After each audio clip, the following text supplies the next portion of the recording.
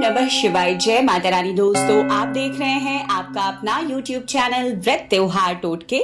मैं हूं आपके साथ रमझिम शर्मा। दोस्तों, आज इस वीडियो में मैं आपके साथ हरतालिका तीज व्रत 2023 से संबंधित सभी जानकारियां शेयर करने जा रही हूं। इस साल हरतालिका तीज, जो कि सुहागन महिलाओं के लिए बहुत ही विशेष महत्व रखता है, हम किस दिन मनाने जा रहे हैं, हरतालिका तीज व्रत की तिथि कब प्रारंभ होगी, कब समाप्त होगी, हरतालिका तीज व्रत की पूजा की शुभ मुहूर्त का बहुत महत्व होता है। दोस्तों, तो पूजा का शुभ मुहूर्त क्या होगा, इस दिन किन नियमों का पालन हमें करना चाहिए, पूजा विधि हमें क्या रखनी चाहिए और पूजा का शुभ समय, जो शुभ मुहूर्त है, वो जानना भी हमारे लिए बहुत जरूरी होता है। तो ये सभी जानकारियां इस वीडियो में आपको प्राप्त होने जा रही है। संपूर्णता से सभी जानकारियों के लिए वीडियो को अंत तक जरूर देखिए, अगर आप भी इस साल हरतालिका तीज का व्रत धारण करने वाली हैं। दोस्तों, चैनल पर पहली बार आए हैं, इस तरह की जानकारियां आपको भी अच्छी लगती है तो चैनल को सब्सक्राइब करना ना भूलें। नोटिफिकेशन के लिए भी बेल बटन प्रेस कर लीजिए, ताकि जब भी मैं किसी भी तीज त्योहार व्रत उपायों की जानकारी आपके साथ शेयर करूं, वो सबसे पहले आपको प्राप्त हो सके। तो दोस्तों, जैसा कि हम सभी जानते हैं, हरतालिका तीज सुहागन महिलाओं के जीवन में बहुत विशेष महत्व रखता है। अब तो कुंवारी कन्याएं भी इस व्रत को बड़े ही धूमधाम और उल्लास के साथ मनाती हैं। हरतालिका तीज का जो व्रत होता है, वो भाद्रपद मास के यानी कि भादो मास के शुक्ल पक्ष की तृतीया तिथि को रखा जाता है, व्रत किया जाता है और इस दिन पूजा आराधना की जाती है भगवान शिव की और माता पार्वती की। देखिए, सुहागन महिलाएं, जैसा कि मैंने कहा, विशेषकर इस दिन पूजा करती हैं अपने पति की लंबी आयु और सुख समृद्धि के लिए। साथ ही यह व्रत कुंवारी कन्याएं भी अब कर रही हैं अच्छे घर-वर की प्राप्ति के लिए। इस व्रत को आमतौर पर निर्जल और निराहार रहकर ही संपन्न किया जाता है। देखिए, इससे पहले हरियाली तीज आती है, कजरी तीज आती है, लेकिन हरतालिका तीज इनसे ज्यादा महत्व इसलिए रखता है, इनसे ज्यादा कठिन इसीलिए बताया गया है क्योंकि ये निर्जल निराहार रहकर सुहागन महिलाएं इस व्रत को धारण करती हैं। तो जान लेते हैं कि साल 2023 में हरतालिका तीज का व्रत हम किस दिन मना रहे हैं। दोस्तों, हरतालिका तीज व्रत के दिन को एक और कार्य जो विशेष होता है, इस दिन जैसा मैंने बताया कि माता पार्वती और भगवान शिव की पूजा आराधना होती है, लेकिन खास तौर पर आज की जो पूजा होती है, इसमें रेत या मिट्टी की जो अस्थायी मूर्तियां हैं वो बनाई जाती है भगवान की और उनकी पूजा आराधना की जाती है विशेष। और उसके बाद में अगले दिन पारायण से पहले, मतलब व्रत खोलने से पहले, उनका विसर्जन की विधि बताई गई है शास्त्रों में, तो उन्हें विसर्जित कर आप व्रत को खोलते हैं। देखिए, हरतालिका तीज जो व्रत है, इसकी उत्पत्ति जो पौराणिक कथा है उससे जो हम समझते हैं कि हरतालिका जो ये शब्द है,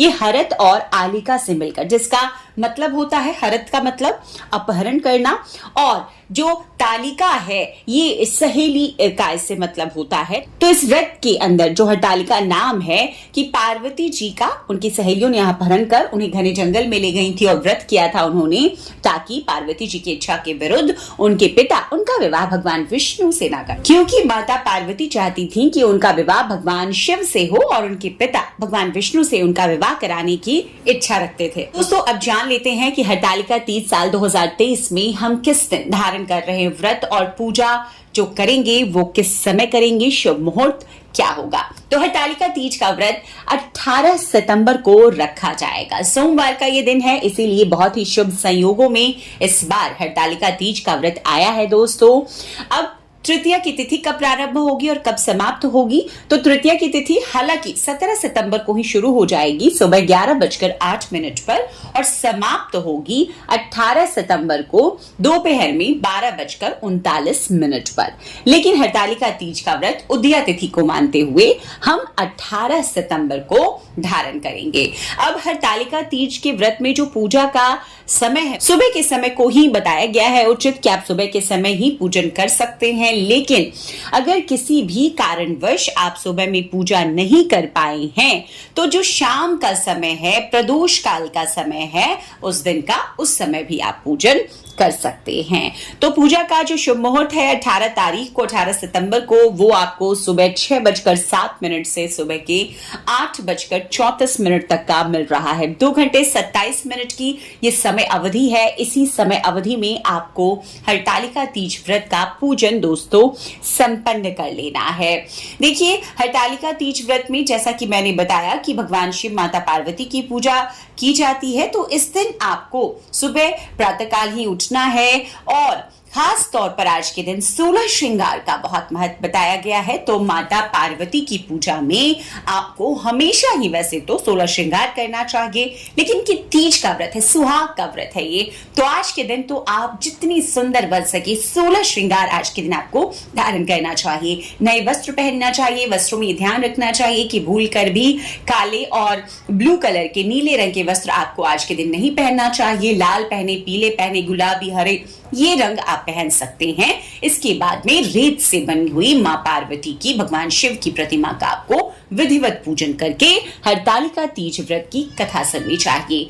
अब जो पूजा विधि है दोस्तों वो जान लेते हैं किस प्रकार से आज की पूजा विधि हमें रखनी चाहिए। ये व्रत जैसा मैंने बताया निर्जल निराहार रहकर ही संपन्न किया जाता है। तो आज के दिन आपको सुबह ही उठना चाहिए और व्रत का संकल्प लेना चाहिए। इससे पहले जो आपको नहाए खाए की संपूर्ण विधि होगी वो अलग वीडियो में मैं शेयर करूंगी। तो आज मैं अभी पूजा का ये जो विधि है पूजा की वो बता रही हूं। तो आपको सुबह उठकर व्रत का संकल्प लेना चाहिए। हाँ, यहीं पर एक और बात है, अगर आप स्वस्थ नहीं हैं, प्रेग्नेंट हैं, किसी कारणवश आप करती आई हैं लेकिन इस बार आपका स्वास्थ्य साथ नहीं दे रहा है, तो आप फलाहार भी व्रत कर सकते हैं, कोई दिक्कत नहीं है। इसके बाद दोस्तों सूर्य नारायण को अर्घ दें और आज के दिन ही आपको जो रेत की प्रतिमा बनानी है, माता गौरी की, भगवान शिव की, गणपति की, माता गौरी संग उनकी सखियों की प्रतिमा बनती है। तो आप कम से कम ये प्रतिमाएं कार्तिकेय, नंदी महाराज की भी अगर आप बना सकते हैं तो बहुत अच्छा है। नहीं तो आप सिंबॉलिक मतलब कि प्रतीकात्मक रूप से पिंड, मिट्टी या रेत का पिंड रख करके उनकी पूजा आप पूरे संपूर्ण शिव परिवार का पिंड स्वरूप आप बना ले रेत की प्रतिमाएं और उनकी ही पूजा आपको करनी है। इससे पहले आपको 16 श्रृंगार जरूर कर लेना है।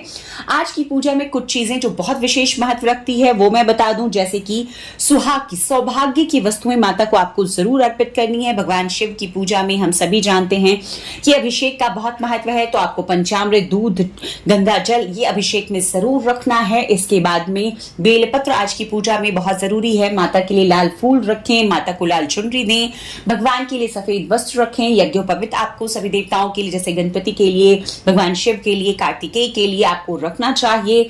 इसके बाद कनेर के फूल हैं, शमी के फूल हैं, आंकड़े के फूल हैं। भगवान शिव के लिए भांग, धतूरा, बेलपत्र ये जो जरूरी चीजें हैं, सफेद चंदन आपको रखना चाहिए। आज की पूजा में गुलाल भी आपको अर्पित करना चाहिए माता को। आज की पूजा में माता को आप हल्दी भी अर्पित करेंगे। तो इस प्रकार की ये जरूरी सामग्री आपको रखनी है। इसके बाद जो भोग आप लगाएंगे, देखिए इस पूजा में भोग, गुजिया की भोग का हमारे तरफ प्रचलन है तो महत्व बहुत रखता है। गुजिया, अरसा ये सब भोग में अन्न से बनी हुई वस्तुओं का भोग, चीजों का, मिठाइयों का भोग हम आज के दिन लगाते हैं। अगर आप चाहें तो आप फलों से भी भोग लगा सकते हैं। आज के भोग के लिए काले चने पहले से भिगो दें और काले चने का भी भोग में आपको इस्तेमाल करना चाहिए। सीजन के जो भी फल मिले आप भोग स्वरूप आज के दिन लाएं और भगवान माता पार्वती की पूजा में उसे अर्पित करें। इसके बाद में आप हरतालिका तीज व्रत की कथा सुनेंगे।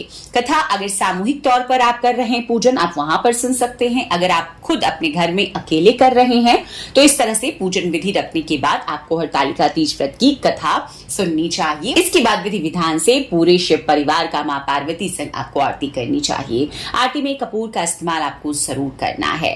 दोस्तों आज की पूजा में अपने लिए भी सुहाग की वस्तुएं आप जरूर अर्पित करें। जैसे माता के लिए आपने एक जोड़ा रखा, वहां पर 16 श्रृंगार अगर आप चाहती हैं तो 16 श्रृंगार की वस्तुएं, साथ ही अपने लिए भी जो भी सुहाग की वस्तुएं आप आज के दिन माता को अर्पित करना चाहें करें। उसे आप पूरे साल आगे इस्तेमाल कर सकती हैं। आप चाहे अपनी सास को बायने में रखकर दे सकती हैं, आप चाहे अपने घर परिवार में भी किसी को दे सकती हैं उपहार स्वरूप। सुहाग की वस्तुएं आज नया आप उपयोग में जरूर लाएं। ये भी बहुत ही शुभता आपके जीवन में, आपके दाम्पत्य जीवन के लिए लेकर आता है। अब इस व्रत में रात्रि जागरण का बहुत महत्व है। तो आपको व्रत पूजा अगर सुबह की है आप आपने, तो आपको दिन में अगर आप चाहते हैं फलाहार करना तो करें। हालांकि आमतौर पर इस व्रत को निर्जल निराहार रखकर ही संपन्न किया जाता है। इसके बाद आपको रात्रि जागरण करना चाहिए। रात्रि जागरण में कई लोग कीर्तन भजन में रहते हैं भगवान शिव माता पार्वती के। अगर आप ऐसा नहीं कर सकते तो आप किसी भी एक मंत्र को लेकर जाप में रह सकते हैं, जैसे ओम गौरी शंकराय नमः। माता के कोई अन्य मंत्र आप चाहते हैं, आज के दिन शादी विवाह की अड़चनों को दूर करने के लिए कुंवारी कन्याएं चाहती हैं, तो कोई भी एक मंत्र लेकर भगवान शिव की माता पार्वती के उसके जाप में रहकर रात्रि जागरण वो करें, क्योंकि ये बहुत ही फलकारी होता है दाम्पत्य जीवन के लिए, अच्छे घर वर की प्राप्ति के लिए। अगर आप शादी के लिए चाहते हैं या दाम्पत्य जीवन के लिए चाहते हैं तो ओम गौरी शंकराय नमः इस मंत्र का आपको आज ज्यादा से ज्यादा जप करना चाहिए। ओम नमः शिवाय इस मंत्र को भी आप जप सकते हैं।